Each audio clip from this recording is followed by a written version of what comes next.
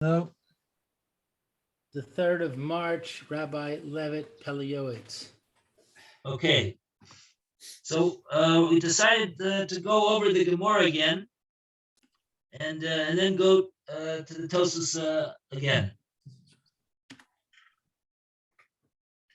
So the Gemara over here brought this pasuk in Mishlei. This like 11, 12 lines from the bottom of the page on 70b.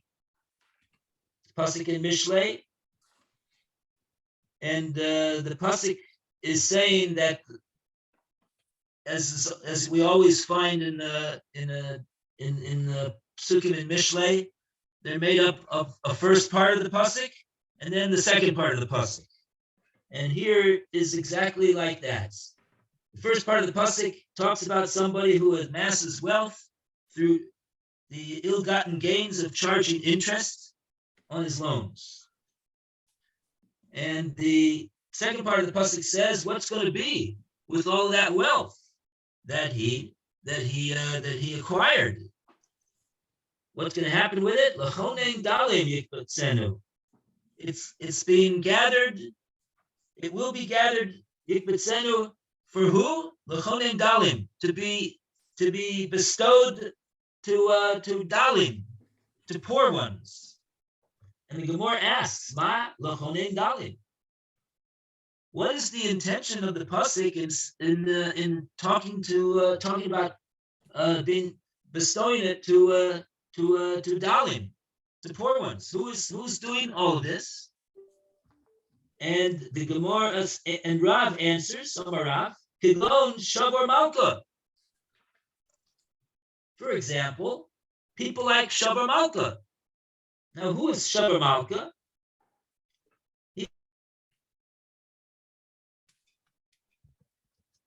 And interestingly enough, a number of times in the Gemara. And so this money would find its way. It will find its way to the coffers of the governments, foreign governments, taxes, other reasons why the government takes your money, and then it will be distributed. Rashi says amongst dalim nachrim, sheim dalim min hamitzvahs. Why do we call them dalim? Why do we call the non-Jews dalim? Because they are dal min hamitzvahs. They are very poor in mitzvahs. That's their poverty. Dalim. Okay. So now, second step. Amar Rav Nachman, Amar Lihuna, Lo nistracha, Elo tafilu, Ribis obed kochavim. So Rav Nachman says that Rav Huna told him that this pasuk here, which is talking about ill-gotten gains of charging, is not talking about ribis that's being paid by a fellow Jew. It's talking about ribis which is being paid by a non-Jew to the Jew. So says Rav Huna. Okay, so according to that, we see that Rav Huna holds, the way he interprets this pasuk in Mishlei, that it's usher for a Jew to make a loan to a non-Jew charging ribis. Okay. So now we go to step 3. Eisvei Rava Rav Nachman. Rava challenged Rav Nachman. You Rav Nachman say that it's usher for a Jew to loan a non-Jew and charge him ribis. We have a pasuk in the Torah that says that it's permissible. L'nachri sashich. My sashich. What does it mean, tashich? Lab tisho. Does it not mean that you should be the one to take neshek from the nachri? In other words, that it's perfectly acceptable to take interest from the non-Jew, and maybe it's even a requirement. Maybe even it's a mitzvah. On that, Rav Nachman answers, no, that's not the interpretation of the pasuk. I interpret the pasuk according to its simple, straightforward meaning. It said l'nachri tashich, and tashich is what it means. Tashich means that you can pay back ribis to a non-Jew. That's what the pasuk is saying. That's what the word tashich means, literally. Simple, straightforward meaning. So that's why the pasuk said tashich, because it means tashich. Okay, so according to that, Rav Nachman is saying that this pasuk is no source whatsoever to say that it's permissible to loan to a non-Jew and charge him ribis, because it's talking to a Jewish borrower, and it's saying that when you take a loan from a non-Jew, you pay ribis, either meaning to say that it's permissible or meaning to say that it's a mitzvah. But the pasuk is not a source whatsoever for the fact that it's mutter for a Jew to charge ribis when he is the lender and the non-Jew is the borrower. That's not what the pasuk is talking about, says Rav Nachman. So therefore, Rav Nachman is defending his interpretation of the pasuk in Mishlei, that the ill-gotten gains of the Jew are referring to ill-gotten gains from charging ribis to a non-Jew. Okay.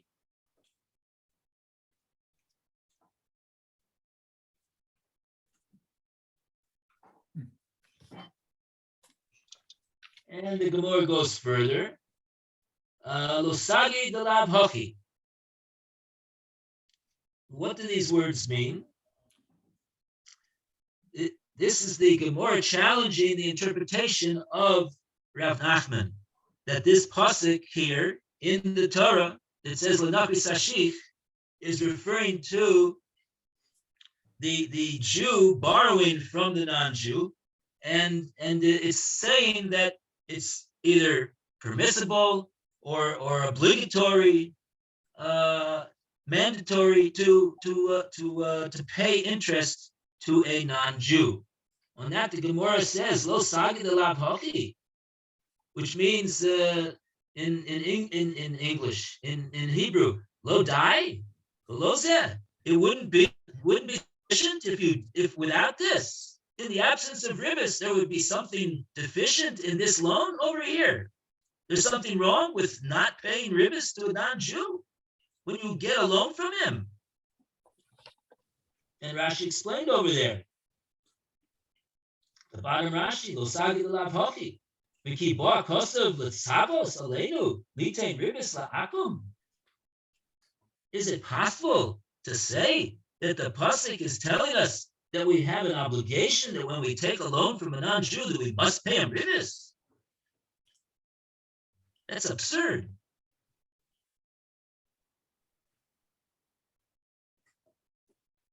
Then Rashi concludes, the ilu lahatir ka'amar, because if you want to say, oh, of course it's not telling me that it's obligatory to pay him ribis, and if you'll say, no, it's not telling me that it's obligatory, it's telling me that it's mutter, it's permissible to pay him ribis. Says Rashi, where on earth would we think to to say that it would be usher to pay ribbis to him. Why would we think that it's usher? Okay. So therefore, the Gemara is saying Rav Nachman's interpretation of this pasuk is very difficult to hear. On that, Rav Nachman answers, or the Gemara answers, Lafuke achicha deloy. The Gemara answers the pasuk in saying that you may pay ribbis to a non-Jew is simply we're supposed to, the chiddush over here is to tell us that to a non-Jew you may pay ribbis, but the implication is that the pasuk is telling me, but to a Jew you may not pay ribbis. You're not allowed to pay ribbis to a Jew. Lafuke achicha, to the exclusion of your brother, delo, that it's not allowed to do that. On that, the Gemara said, what? That's what we need the pasuk to tell us. Lachicha behedjik kasabe. The pasuk, we have a pasuk that says explicitly, openly, that you may not pay interest to your fellow Jew. Lachicha lo sashich. It says explicitly in the very next words of that same pasuk, and to your brother you should not pay interest to. Talking to the borrower. And on that, the Gemara answers and defends Rav Nachman. Lavorlov the essay velosase. No, the pasuk is the reason why it says l'nachri sashich is not because we would think, oh, and of course not because it's a mitzvah, but to tell us that if we do the opposite of that, if we do pay interest to a Jew, we will be in violation of both parts of the pasuk. The second part of the pasuk, which says it's a negative commandment to pay interest to a fellow Jew, and the first part of the pasuk, which is telling us that it's a violation of a positive commandment, so to speak, to pay. It's not really. That's what it's called. It's called the bittul of an essay. Not that there's a positive mitzvah to pay interest to a non-Jew. That's not what we mean. But we mean to say that one who does pay interest to a Jew will be in violation of two things. Two things. An essay as well as a los. Okay. Okay, so now let's go to the next part after that. So at this point, Rav Nachman has defended himself. He's defended himself. He's maintained that it's usher for a Jew to charge interest to a non-Jew, and that the pasuk in Chumash is not a kasha on him. So with that, the Gemara goes to the Mishnah. Esvei, loivin mehenu malvin osam beribis became beger toshav. So here we have a Mishnah. This is a Mishnah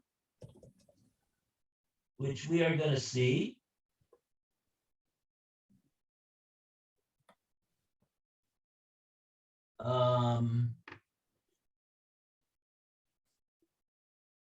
Is that the Mishnah?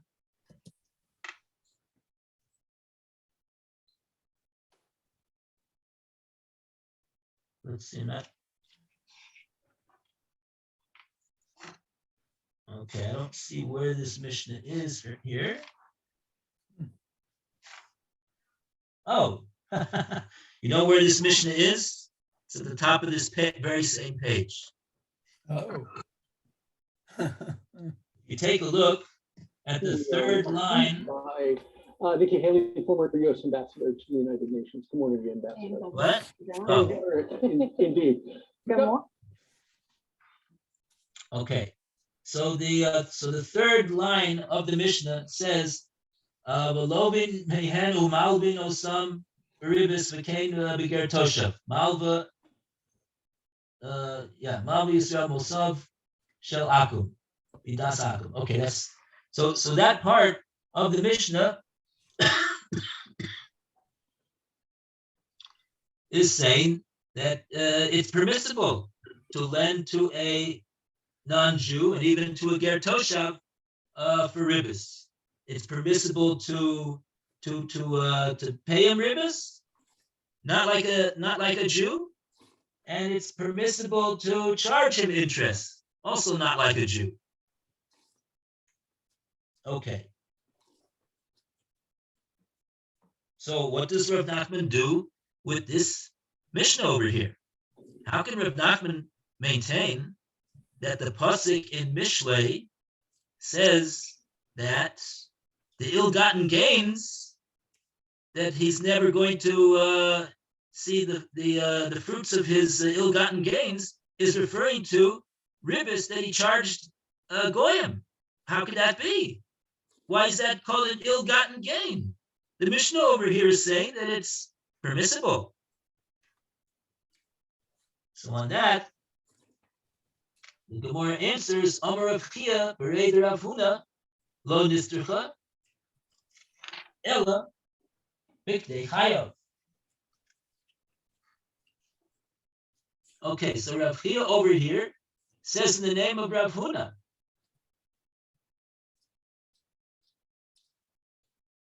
Maybe this is the son of the father who said that it's usher.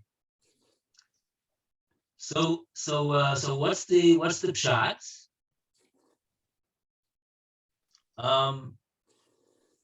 What's the pshat in the Mishnah?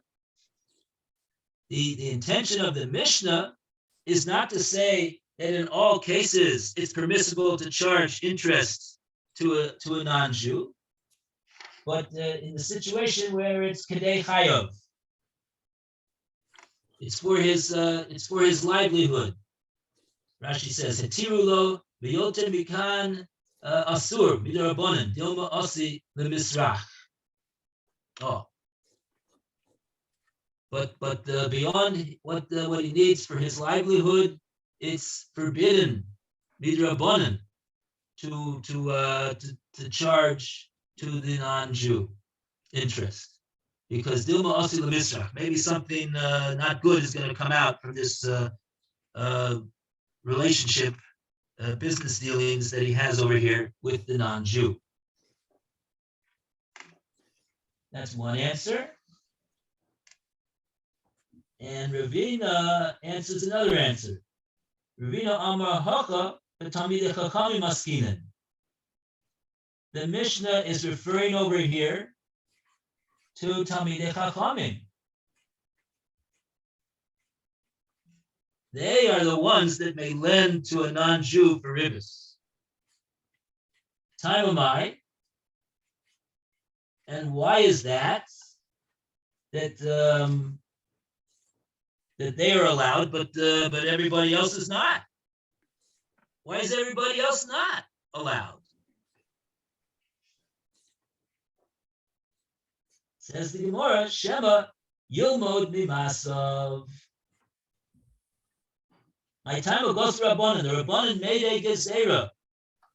The Rabbanan made a decree that they don't want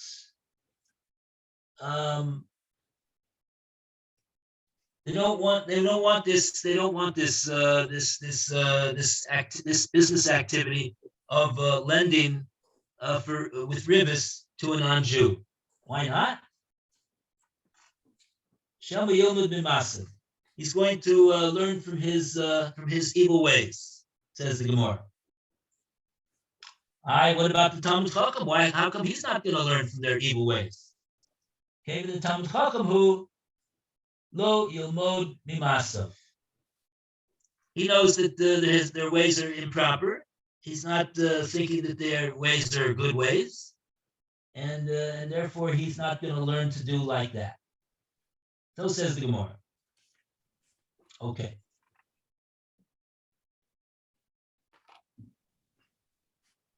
Now, actually,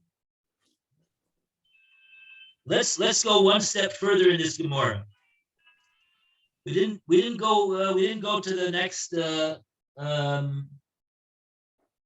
We didn't do this part, but let's do it. Let's do it now. Ikadamasni la laha. What this means is there are those who learn that this statement of Rav Huna, Ikadamasne la laha de Rav Huna, aha de Tani Rav Yosef. There are those that learn that the statement of Rav Huna goes on the words of Rav Yosef, what Rav Yosef taught.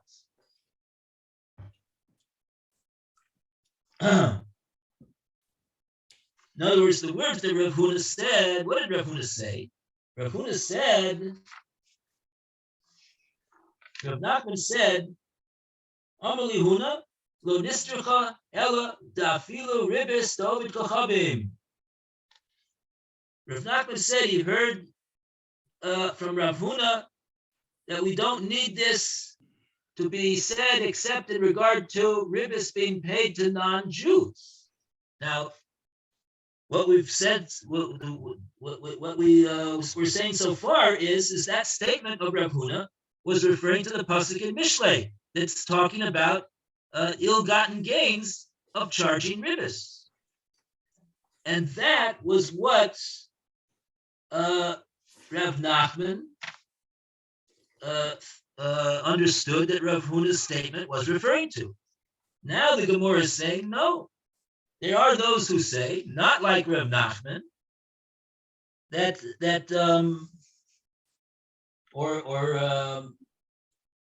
or maybe Rav Nachman himself is a subject of dispute over here.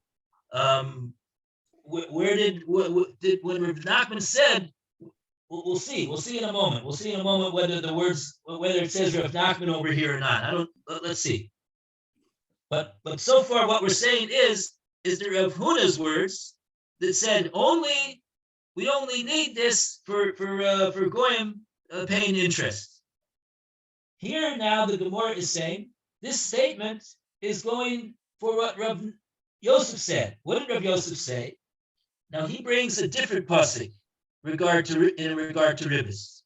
This is the pasuk in Shmos in Kesed Talba Es Ami.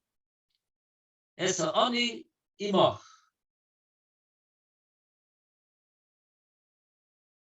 Okay, so what do we see over here? In Kesef Talba Es Ami, we're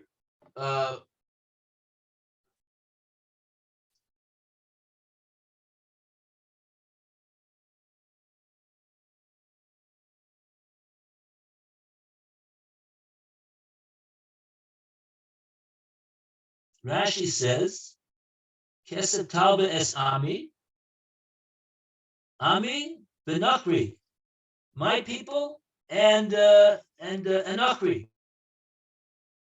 Boim the Lavos Imi. The Lavos. Ami Kodem. If two people are coming and requesting a loan, one is Ami, one is Nachri. Ami Kodem. The person who is Ami has priority. That's what we're interpreting this pasuk to mean. So says the Gemara. Ami, Benachri, Ami Kodem. He has priority in regard to the loan.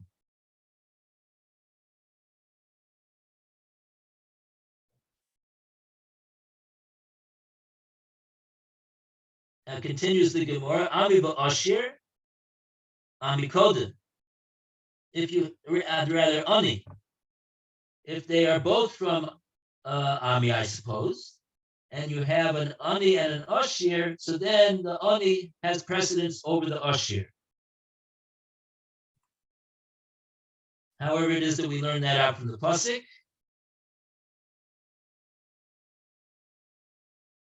Then we say, Aniyecha va'aniye ircha. Your anim, meaning they are family members, they're relatives, even if they come from a different city. Va'aniye ircha, and not relatives, but fellow Jews who come from your city. What's the din? Aniyecha kodmin. Even if they come from a different city, but if they are your relatives, they take priority. And then finally we have Aniye ircha, Vaniye ir acheres. If you have an ani from your city and from a different city, Aniye ircha kodmin. The ani from your city takes precedence over the ani from the other city.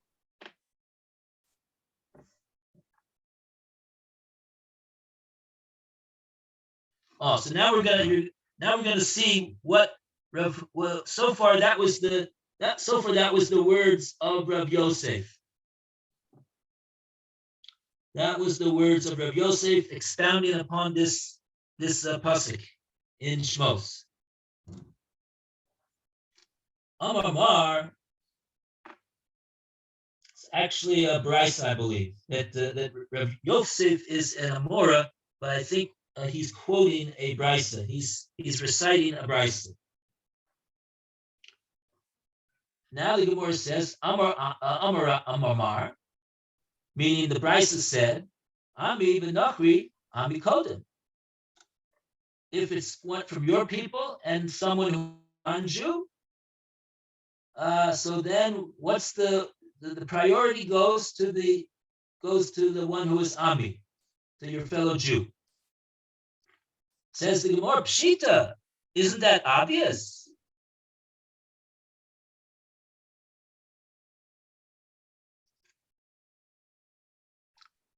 What's the Pshitas you want to know?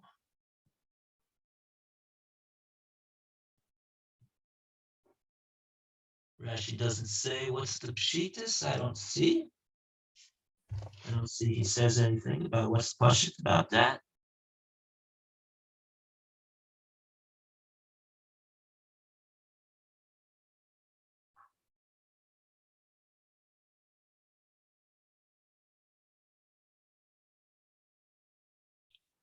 Okay. In any case, the Gemara says Pshita. Now, here we come with Rav Nachman again. Rav Nachman says, Amar Rav Nachman, in other words, Rav Nachman says, Amar li Huna. Rav Huna told me, Lo nistracha. We don't need the pasuk to tell me that when you have Ami and Nachri, that the Ami has priority. What do we need it for?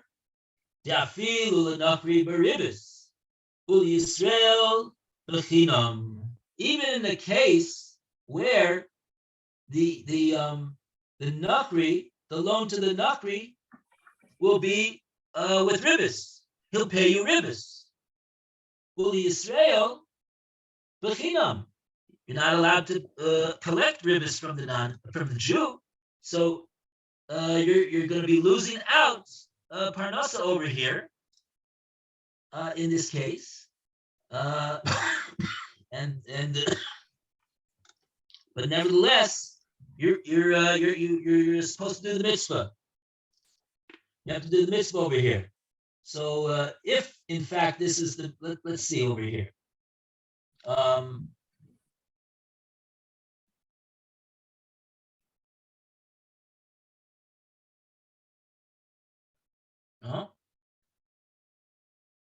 No Rashi over here.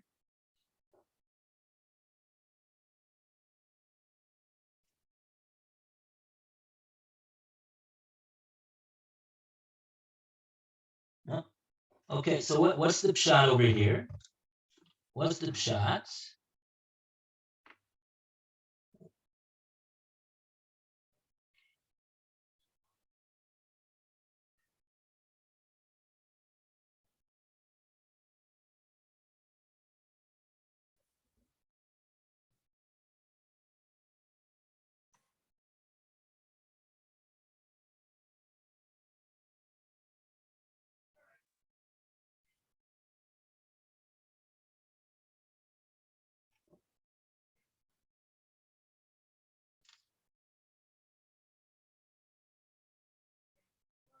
Okay, so what we see over here is we see that the brisa is assuming that that the Nachri will be paying you ribbis, and nevertheless the pasuk is telling you that instead of taking the profit from the non-Jew and giving him the loan and receiving ribbis from the non-Jew, rather you're the Jew who's requested a loan has priority, and you have to give the loan. The mitzvah is to give the loan to the Jew, even though that obviously is without ribbis. So now, what do we see about this? Oh, and by the way, there's discussion in this Gemara about perhaps this is only if in the case where the Jew is he's in any case he's okay in terms of his parnasa. If he needs it for his parnasa, and otherwise he's gonna himself have to go begging or something like that. So then that's another story. That's another story. The pasuk is not talking about that. That he has to be poor and destitute and give the loan that he has to the Jew, even though that he needs to make a parnasa from the non-Jew. We're not talking about that case, perhaps, probably not. But the bottom line, what we see over here, why the Gemara brought this brisa over here, is that we see that according to this interpretation, we are this Ikeda Amre. This is a second view in the Gemara, and according to this view in the Gemara, we see over here very clearly that Rav Huna holds that it's perfectly permissible, at least mina Torah, for a Jew to give a loan to a non-Jew and charge him ribbis. Even Rav Huna holds that. So in other words, only according to the first view, the Lishna Kama, did it come out that Rav Huna was holding that it was usher to give a loan to a non-Jew for ribbis.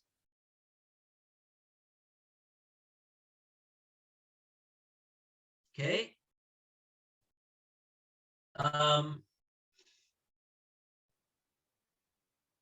Okay, so that's the way it comes out over here.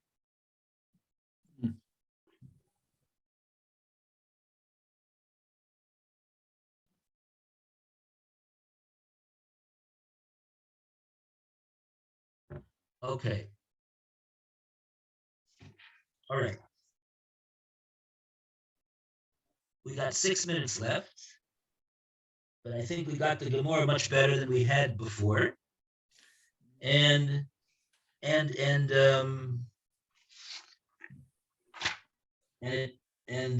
could be that Tosas is going to also, if I'm not mistaken, Tosas is going to speak about these two different views in the Gemara and how to reconcile them with the psukim over here, because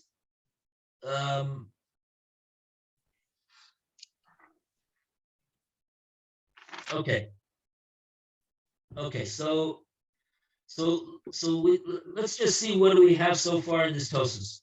Tashif lo sagi de lav, right? In other words, to say that the pasuk of Lenachri Tashif should be interpreted according to its simple, straightforward understanding, tashich, that the pasuk is telling me that it's permissible for a Jew to give ribbis to a goy when he takes a loan from the goy, or that even that it's a mitzvah to do so, to give him ribbis.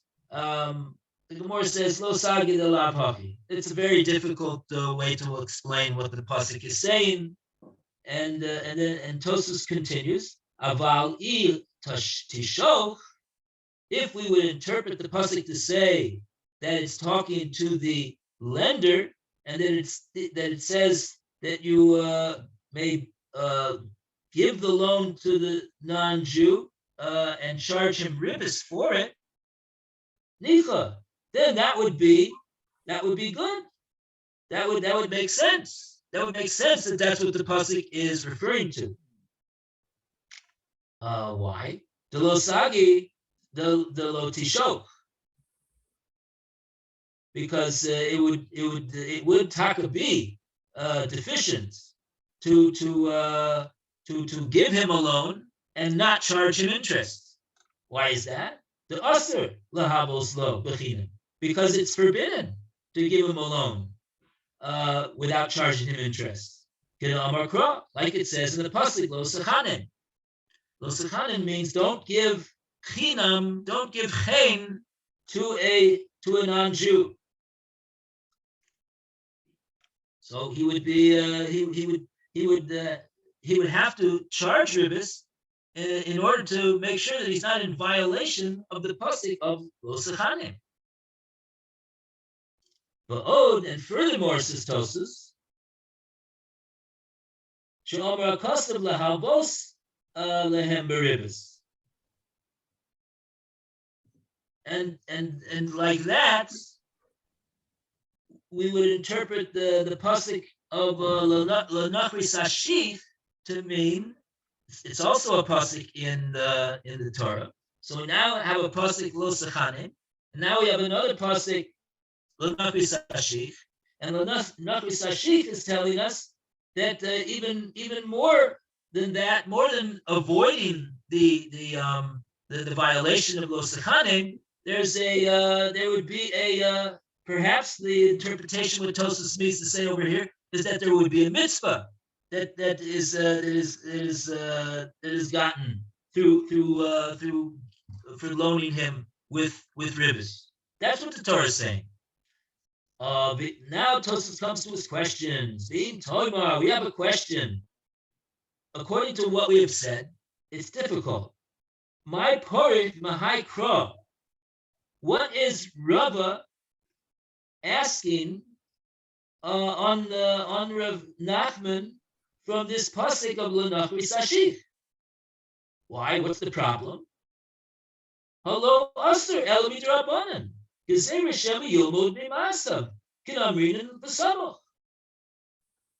We said later on in the Gemara when we saw that we saw this, that the Gemara referred to this, that there is a gezerah d'Rabbanan, that the Rabbanan forbade a Jew to lend a non-Jew for ribbis because Shema Yomud Mimasav, and so therefore, why is if so, then what is Rava doing asking on Rav Nachman and proving to him from a pasuk that it says in the Torah that it's permissible to lend him with ribbis?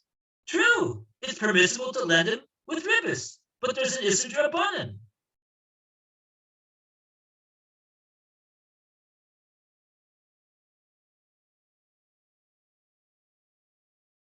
And that's not so pashut to answer. That's not such a good question. We can answer it. Yesh loima the hachi parah. This is what Rava meant to say. And here's a very interesting thing that I hope we have time to say. And I see that we don't have time to say it. Okay, let's just say the simple answer. The simple answer will confirm what it is. The hachi parah. This is what Rava was asking him. Mahai Kra from this pasuk of L'Nachri Sashif that it says in the Torah. Came into Amar Rachmana l'nachri tashich. Since the Torah says explicitly, openly, to a nachri, you should charge interest to him when you make a loan to him. Lo hayar lehem l'chachamim l'asor. He's saying that he's saying that the Chachamim didn't have the authority to make it usher in this case. That's what Rava was asking on Rav Huna, Rav Nachman. So according to this, Rava, that it could not be that the Chachamim made an Isser over here to not allow a Jew to lend to a non-Jew for ribbis, because he believes that they didn't have the authority to do that. That's Tosfos explaining what Rava was asking.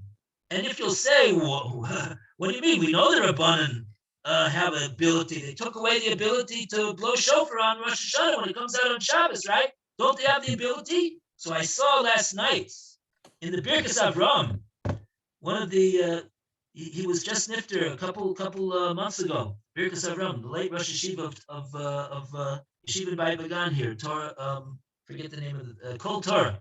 So he says over from the Taz that yes, the Rabbanan have the ability to make rabbinic sanctions, but if the Torah said something explicitly, if the Torah said an explicit mitzvah that this is what one must do, so then the Rabbanan don't have the ability to say, don't do that mitzvah. Mm. That's what he says over there. So in other words, when we talk about blowing shofar on Rosh Hashanah, yes, the Torah says to blow shofar on Rosh Hashanah, but does the Torah say explicitly to blow shofar on Rosh Hashanah even when it comes out on Shabbos? No, it doesn't say that anywhere. So then the Rabbanan come along and say, oh, on Shabbos we're not gonna allow it. Over here it says you should lend to a non-Jew. When you lend to a non-Jew, charge him interest. So the Rabbanan can't take that away. That's what the Torah said to do. If you're making a loan to him. So Rabbi says, they don't have, it seems to me that what Tosfos is saying, that the Rabbi is saying to Rav Nachman, they don't have the ability to do that. Okay. Adkan. Okay. Yashkart, everybody. Very good, Yashikaya. Have a great day, Mayor. Okay, Nice to and see you you. too, and have a good Chodesh. Oh yes, amen, amen. Chodesh Tov to everyone. Chodesh Shrus, Tov. Toivos, Yeshuos, V'nachamos. Bat Amen. Hashem. Mm. Okay, we'll be back soon.